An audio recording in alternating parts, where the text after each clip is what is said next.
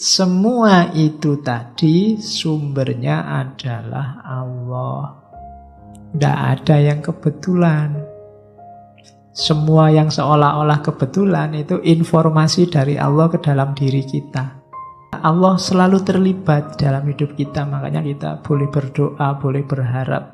Dan Allah juga intervensi, termasuk dalam model dunia ini kan Allah intervensi dalam hidup kita. Jadi tenang saja, Allah itu selalu terlibat. Nah, ini cuma kita yang sering tidak sadar. Allah itu selalu sedia, selalu dekat dengan kita. Cuma kita yang sering cuek.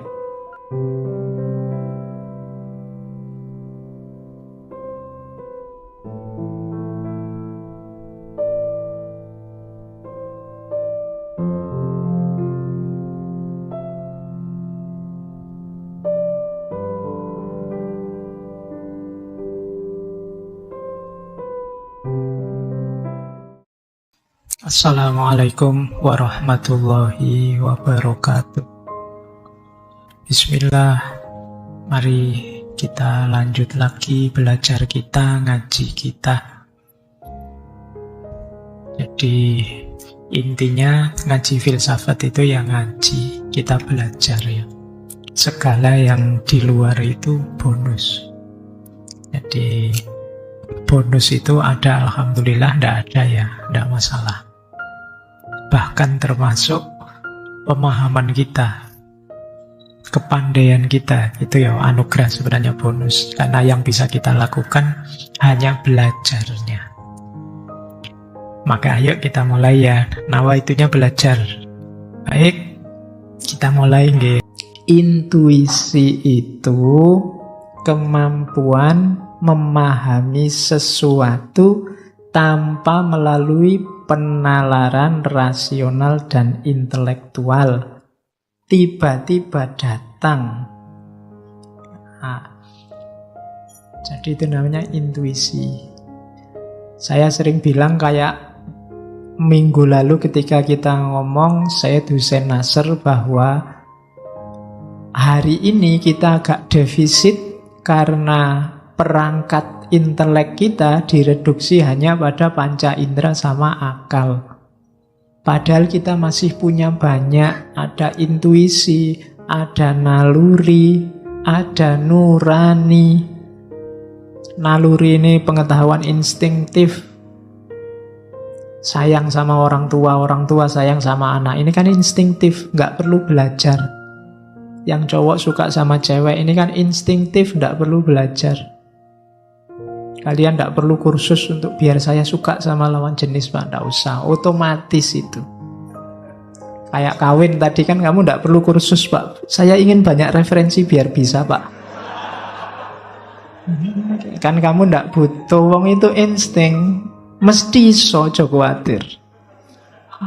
Bos diarahkan ke, nanti ujungnya mesti ke situ juga, jangan khawatir. Mesti bisa. Kenapa? Insting.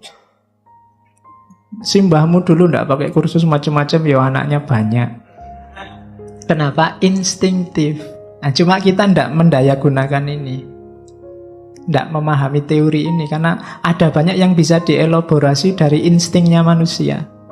Sebagaimana banyak orang sekarang mempelajari instingnya hewan, kan sebenarnya manusia juga punya banyak insting yang bisa dikaji. Nurani juga begitu. Kadang-kadang kalau ada masalah, kita harus pinter. Ini pakai akal apa panca indera? Atau jangan-jangan ini pakai nurani. Kalau ada nenek-nenek yang maling kayu, ya secara hukum dia salah. Cuma dia malingnya karena sudah tua, tidak punya keluarga, tetangganya pelit. Terpaksa dia ngambil kayu dijual untuk makan. Nah ini kan yang maju bukan hukum lagi, bukan akal lagi bahwa dia salah, tapi nurani. Moralitas. Oh, ini juga alat pengetahuan yang tidak tergarap serius di dunia modern. Kenapa hoax, berita palsu, dan yang sejenis itu sekarang merajalela? Karena waktu kita nulis berita palsu, nuraninya mesti tidak dipakai. tidak sadar yang kita jelek-jelekan, yang kita jatuhkan itu manusia yang punya martabat. Ketika nurani tidak bunyi, ya martabat manusia jatuh. Nah, itu kita juga miskin untuk belajar. Termasuk ini, intuisi. Jadi pengetahuan yang memang di luar rasio. Kalau kalian ngomong, wah tidak masuk akal, ya memang pengetahuannya di luar akal. Jangan hari ini jangan kaget, jangan bingungan kalau ada statement yang tidak masuk akal. Tidak masuk akal bukan berarti salah, bukan berarti keliru. Contohnya intuisi ini, jenisnya banyak.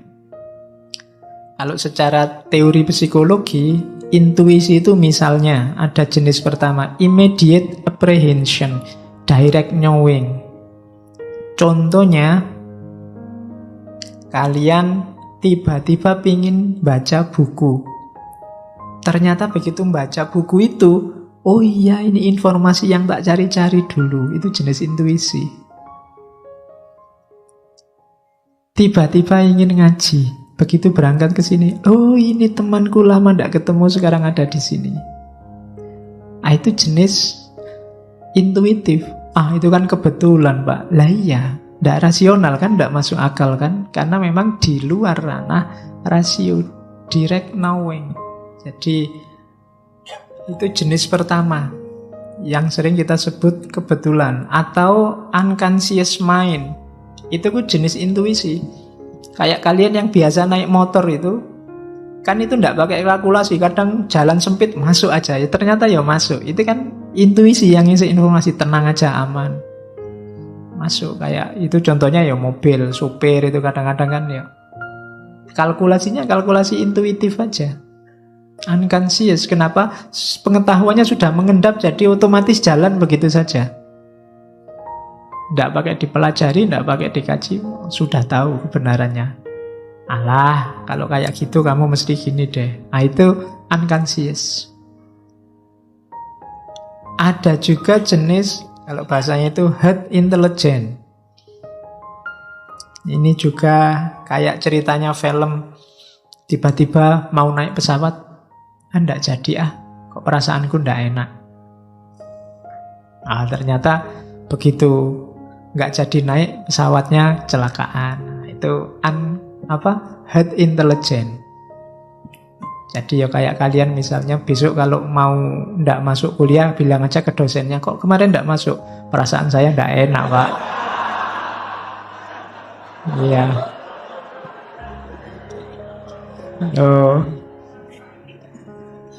Nanti dosennya bilang, wah kamu benar, ternyata kuliahnya kosong, saya juga ndak masuk.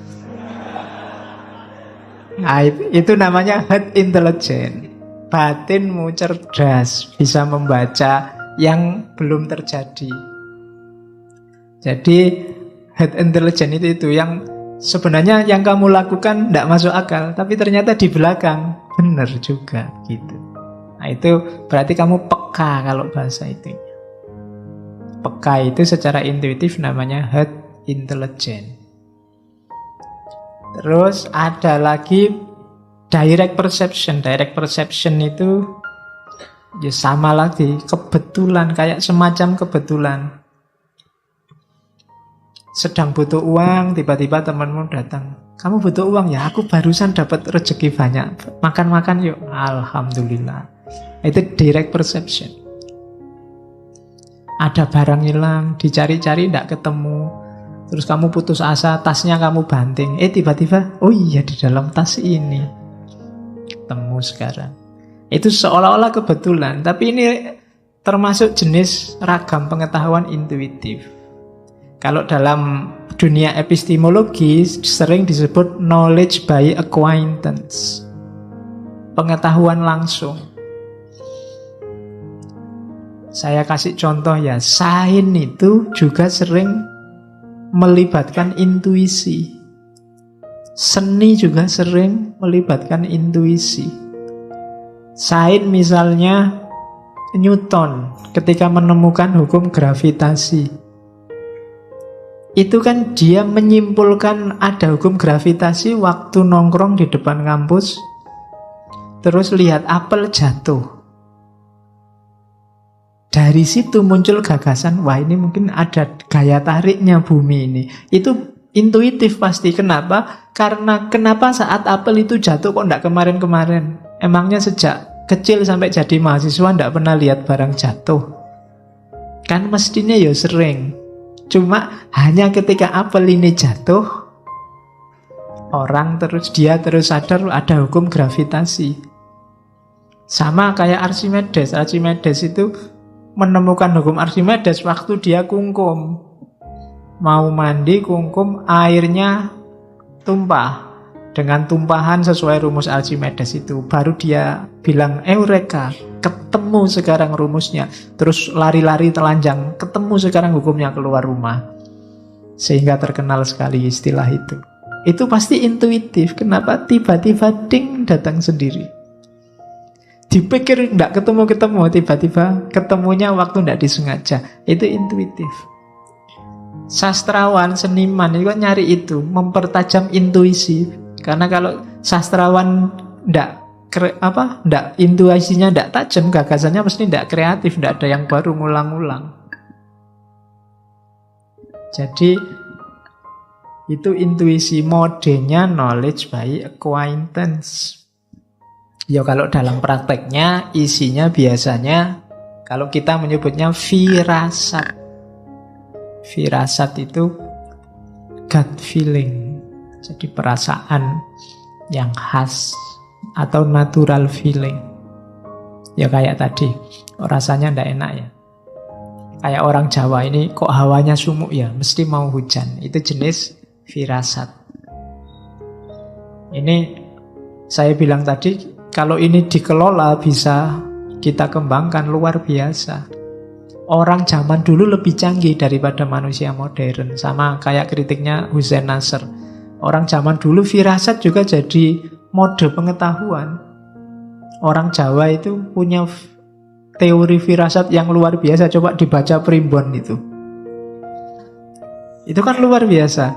Cara niteni realitas. Orang itu kalau misalnya rambutnya keriting itu biasanya apa? Kalau tai lalatnya di pipi terus cirinya apa? Kalau bisa begitu sampai detail itu dan tebal sekali. Coba dibaca primbon-primbon Jawa itu. Jadi mereka lebih canggih daripada kita. Kita kan untuk ngerti macam-macam kadang harus dibedah lah, harus dipakai analisis teori lah. Mereka enggak, orang Jawa lebih canggih daripada kita. Bayangkan di Jawa itu kadang orang kawin aja dihitung loh. Wetonnya, enggak ada teori weton itu. Donald Trump enggak ngerti itu. Wetonnya apa sama wetonnya apa, ini cocok apa tidak, itu bisa. Dan ya bahasanya ilmu titen. Diawali dari firasat. Oke. Kadang-kadang juga inner voice, suara hati, instant knowing, physical sensation, extrasensory perception. Extrasensory perception itu yang kayak jenis-jenis karma, itu extrasensory perception. Ya, wah ini di pojok sana ada, itu extrasensory. Nah, itu kalimat-kalimat, itu jenis pengetahuan intuitif. Nah, ini psikologi. Kalau versinya tasawuf yang ilmu laduni, ilmu huduri, semua itu tadi sumbernya adalah Allah. Tidak ada yang kebetulan. Semua yang seolah-olah kebetulan itu informasi dari Allah ke dalam diri kita. Ketika Newton menemukan gravitasi, Archimedes menemukan hukum Archimedes, itu sama Allah memang dipancari cahaya untuk membongkar rahasia itu. Nah, sementara kalau dalam teori-teori psikologi modern yang behavioristik, yang manusia dianggap semi kayak mesin, itu kan bukan dari Allah, tapi dari timbunan bawah sadar. Nah, kalau dalam tasawuf, yaitu yang dari Allah, itulah namanya laduni. Jadi kayak tadi kamu firasat, saya nggak masuk kuliah, firasat saya nggak enak, kok terus pas? Berarti kamu sebenarnya dapat ilmu laduni dari Allah. Mungkin ya Allah ingin menyadarkanmu. Loh ya, di antara intervensinya manusia, intervensinya Allah dalam kehidupan manusia, ya yang semacam itu, kebetulan-kebetulan. Bahwa yaitu mungkin untuk membantah orang barat yang deistik. Kalau orang barat itu kan alam semesta ini ada hukumnya dan selesai. Berarti Tuhan itu setelah menciptakan alam semesta terus liburan santai-santai di kantornya, besok kalau kiamat baru menghisap. Tapi enggak, Allah selalu terlibat dalam hidup kita. Makanya kita boleh berdoa, boleh berharap. Dan Allah juga intervensi termasuk dalam model dunia ini kan Allah intervensi dalam hidup kita. Jadi tenang saja, Allah itu selalu terlibat. Nah ini cuma kita yang sering tidak sadar. Allah itu selalu sedia, selalu dekat dengan kita. Cuma kita yang sering cuek. Ya untungnya Allah itu sabar. Ya, kalau Allah tidak sabar, kamu sudah ditinggalin dari dulu, sudah dicuekin dari dulu.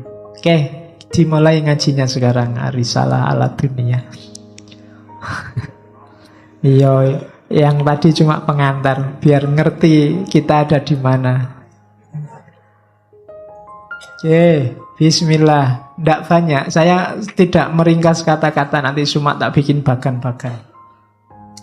Di awal-awal di kitab Ar-Risalah ala dunia, Ghazali bilang, ini sebenarnya saya nulis kitab ini ada seorang teman yang tanya padaku, apa ya benar ada ilmu jenis laduni ini?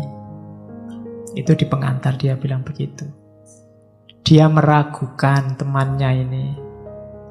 Apa ya ada? Pengetahuan itu kan dari akal, dari rasio, dari pengalaman.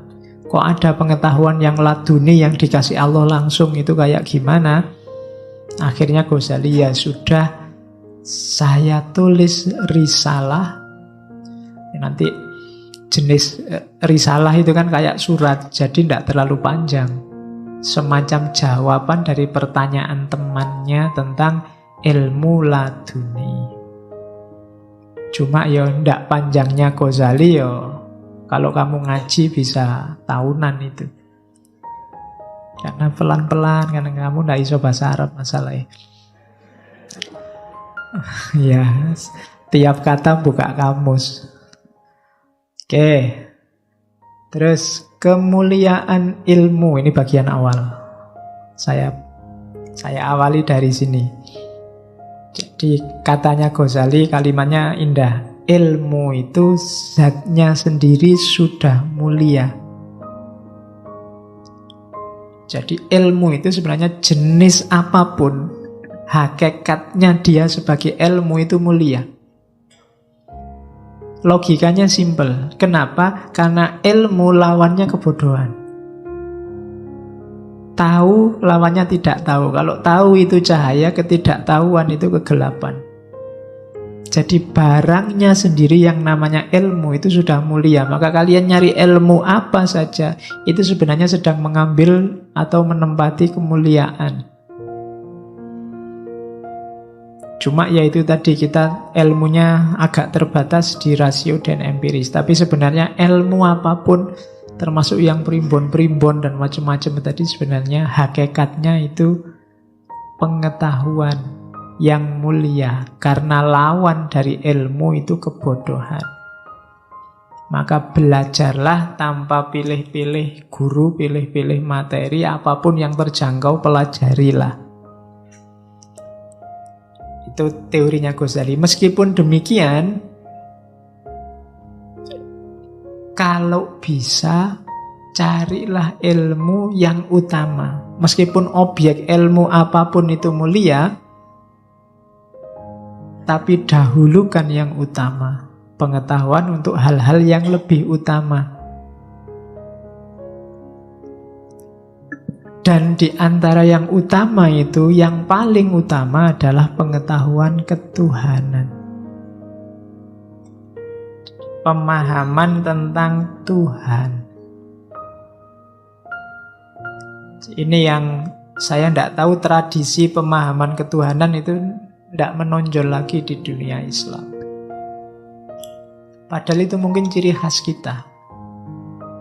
Ciri khas kajian timur, orientasinya theos, ketuhanan. Jadi katanya Ghazali, objek ilmu yang paling mulia itu Tuhan. Karena kita nanti innalillahi wa inna ilaihi roji'un, dari Allah akan kembali ke sana. Maka mempelajari, kalau bahasa Jawanya sangkan paraning dumadi, asal-usul dari mana kita datang dan kemana kita akan kembali, itu adalah mengenali Tuhan. Karena kita datang dari Tuhan, kembali ke Tuhan. Datang dari Allah, kembali ke Allah. Maka objek ilmu paling mulia adalah Allah. Kita sejak kecil dikenalkan oleh Allah untuk diyakini. Jarang yang dikenalkan secara dalam atau diarahkan untuk lebih mengenal. Biasanya kita pokoknya yakinlah Allah itu ada, titik. Jarang di antara kita yang secara serius mengkaji Allah, hakikatnya, sifat-sifatnya. Mungkin hanya mahasiswa jurusan tertentu yang bahas itu pun ya sak senengnya dewe. Jarang yang sampai dalam. Padahal itu objek ilmu yang paling mulia. Hakikat kita nanti di situ. Dari Allah kembali ke Allah. Kalau kita Allahnya tidak kenal, kalau Allah itu hanya sebagai untuk diyakini kemudian ngasih kewajiban-kewajiban, itu kan rasanya Allah itu kayak majikan kita. Kita diperintahi macam-macam dan kita tidak kenal dia.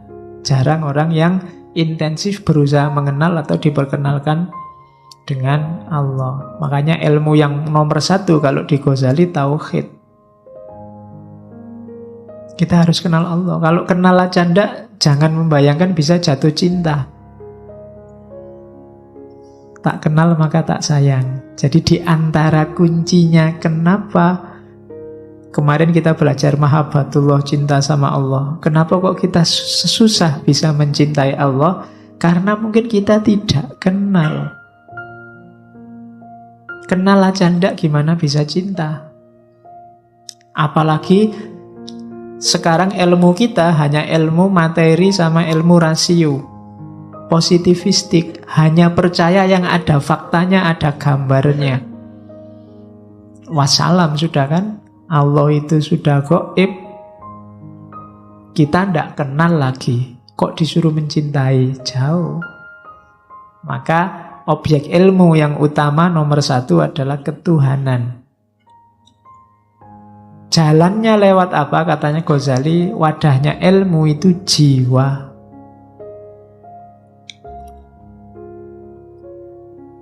Jiwa kita itu makanannya adalah ilmu. Fisikmu itu makanannya kan? Ya makan yang kamu makan tiap hari, minumnya juga yang kamu minum tiap hari. Kalau ini kebutuhan fisik.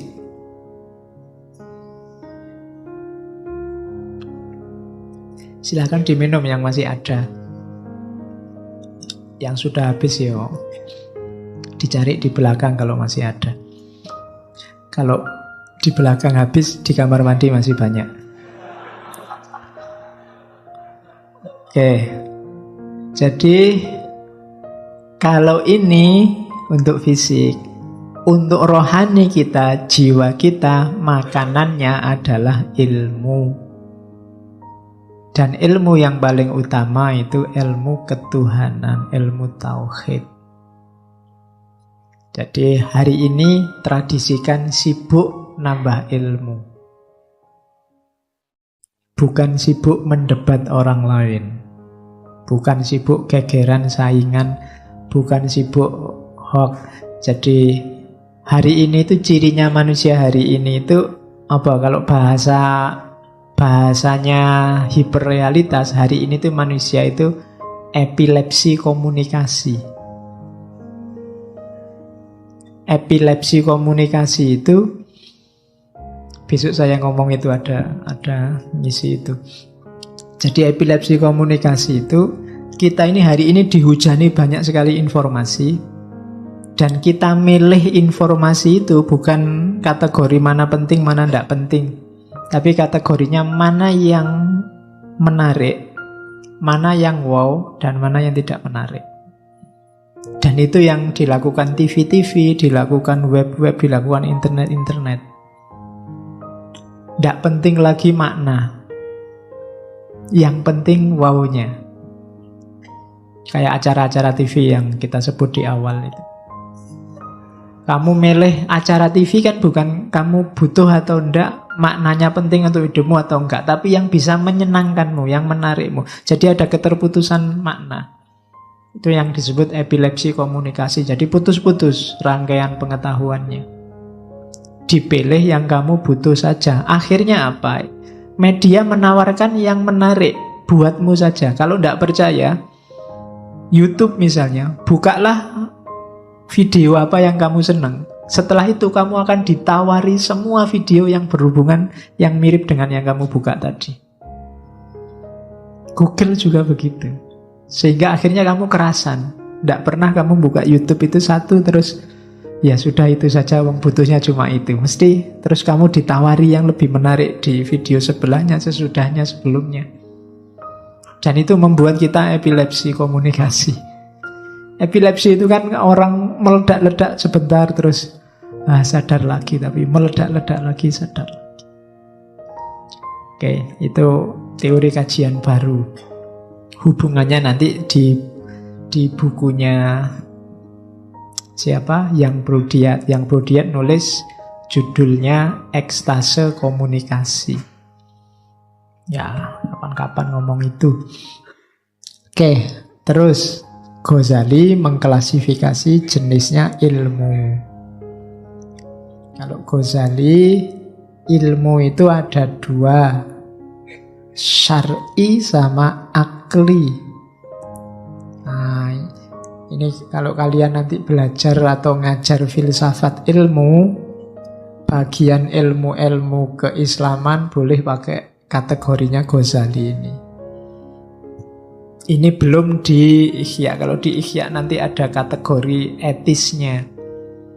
Kategori etis itu ilmu ada yang mahmudah, ada yang madhmumah.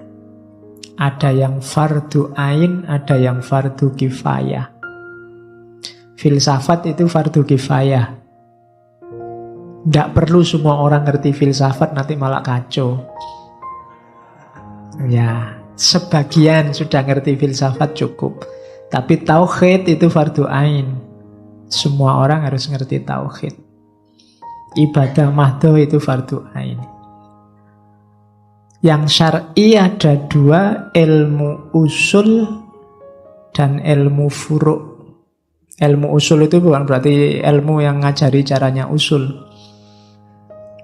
Ya, usul itu maksudnya ilmu pokok, yaitu tauhid. Makanya Fakultas Usuluddin itu mahasiswanya banyak usul, karena namanya usul pokok. Ya, oke. Isinya tauhid.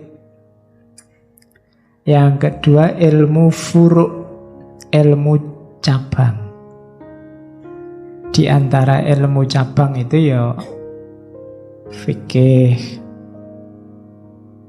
Fikih itu termasuk haknya Allah, ibadah. Ada muamalah. Muamalah itu termasuk haknya hamba. Muamalah nanti oleh Ghazali dibagi dua. Hak hamba itu muamalah sama mu'aqodah. Muamalah itu hubungan sosial, mu'aqodah itu hubungan ekonomi. Jadi hak Allah, hak hamba, dan yang ketiga hak jiwa. Hak jiwa itu akhlak, moral, etika. Itu termasuk ilmu syar'i. Yang ingin belajar agama, silahkan milih yang diminati, yang usul, yang furu'. Kalau yang furu' boleh milih tentang haknya hamba, tentang ibadah, atau tentang haknya Allah, tentang ibadah, atau haknya hamba, muamalah dan muakodah, atau haknya jiwa, diri kita sendiri secara individu. Namanya akhlak. Terus nanti ada ilmu akli. Ilmu akli ini kalau Ghazali ya logika, termasuk berhitung, harus belajar. Kemudian ilmu alamiah, fisika, biologi, itu kita ngerti. Kemudian yang ketiga ilmu, kalau kita sebut hari ini metafisika, tentang hakikat realitas, itu ilmu akli. Jadi ilmu alamiah, fisika, hakikat realitas, metafisika, ilmu tentang berhitung atau cara berpikir namanya logika. Itulah semestanya ilmu-ilmu. Kalau ingin disebut ulama, ya kuasai ilmu-ilmu syar'i, usuliyah dan furu'iyah. Karena ulama itu warasatul anbiya, pewarisnya para nabi, mewarisi syariah. Ada juga yang akli, mungkin yang akli ini yang ulama modern, spesialis, ahli fisika, ahli matematika, ahli logika, termasuk ahli filsafat, itu ilmu akli. Jadi ada syar'i, ada akli. Kalau tentang ilmu itu. Nah, sekarang baru masuk ke laduni. Kalau di Ghazali, laduni itu berhubungan dengan proses belajar. Jadi meskipun istilahnya ilmu laduni, ini bukan berarti terus ada ilmunya sendiri. Makanya kalian lihat di peta sebelumnya ini tidak ada. Lupa ilmu laduni yang mana? Tidak ada. Ilmu laduni itu proses belajarnya. Jadi yo metodenya, kalau bahasanya kampus, epistemologinya itu laduni. Bukan kok isinya apa ilmu laduni. Isinya bisa semua ilmu tadi. Apa ada Pak ilmu laduni yang isinya fisika misalnya? Sama Allah dianugerahi ilmu fisika, ada. Saya tidak tahu laduni apa tidak. Zaman saya dulu di Jember ada pondok pesantren Al-Hasan. Kiainya namanya Kiai Muzammil. Beliau ini tidak pernah sekolah, SD sampai kelas 4. Cuma otodidak belajar sendiri ilmu falak. Sampai kemudian bisa bikin teropong bintang sendiri, dan sekarang jadi tempatnya mahasiswa-mahasiswa praktikum. Itu otodidak, nyari bahannya untuk bikin teropong, ya nyari di pasar-pasar, nyari cermin, nyari itu, belajar dari kamera, belajar dari itu. Cuma sampai kelas 4 SD. Kalau ada waktu ke sana. Di sana banyak dipakai praktikum mahasiswa. Jadi, ya mungkin ada bantuan dari Allah laduninya. Lu bayangkan ilmu laduni isinya teropong bintang, itu kan luar biasa. Jadi dia proses belajarnya namanya laduni. Harusnya kalau tidak pernah sekolah formal kan tidak bisa, tapi beliau bisa. Zaman saya ke sana itu yang terbesar sudah bisa sekian ratus meter, kilometer bisa lihat planet Pluto. Zaman itu kan luar biasa, tidak sembarangan. Jadi itu proses belajar. Proses belajarnya ada dua. Kalau di Ghazali, ta'allum insani sama ta'allum robbani. Kita ngaji ini ta'allum insani. Jadi model belajarnya manusia biasa. Jadi karena kita manusia biasa, ya modelnya ya biasa-biasa. Isinya berpikir, belajar normal, baca buku. mendengarkan kajian, diajari orang lain, dan seterusnya. Itu ta'allum insani. Ia dapat ilmu, dapat pengetahuan, cuma kayak tadi sifatnya tidak hakul yakin, informatif sifatnya. Beda sama ta'allum robbani. Ta'allum robbani ini dianugerahi. Kalau di Ghazali jenisnya dua, ada wahyu, ada ilham. Jadi kalau wahyu untuk para nabi, kalau ilham untuk manusia biasa seperti kita. Ya kalau ingin cepat dapat ilham, ya kalian besok kalau punya anak, nomor 1 kasih nama wahyu, nomor 2 ilham. Sudah dapat dua-duanya sekarang. Saya sudah dapat wahyu, Pak, dan dapat ilham. Oke, ya, jadi ini proses ta'allum robbani, pengajaran dari Tuhan langsung. Jadi itu simple. Nah, cuma syaratnya jiwanya harus bersih untuk ta'allum robbani. Jiwa yang kotor mungkin Allah melimpahkan, seandainya Allah melimpahkan pun tidak akan terbaca. Kayak kita tiap sholat berdoa ihdinas siratal mustaqim, mungkin Allah sudah ngasih hidayah, menunjukkan jalan yang lurus. Kok kamu tidak ketemu-ketemu jalan lurusnya, mungkin petunjuknya Allah tidak terbaca. Kalau dilihat betapa sayangnya Allah pada manusia, insya Allah kalau kamu membaca Fatihahnya serius, itu kamu beneran sama Allah dikasih petunjuk. Dikasih petunjuk jalan yang lurus. Kenapa tidak terbaca? Kenapa kamu masih kebingungan? Mungkin karena jiwamu gelap. Ya kayak ruangan yang gelap itu loh. Seindah apapun isinya tidak kelihatan. Maka kita butuh jiwa yang jernih, katanya Ghazali.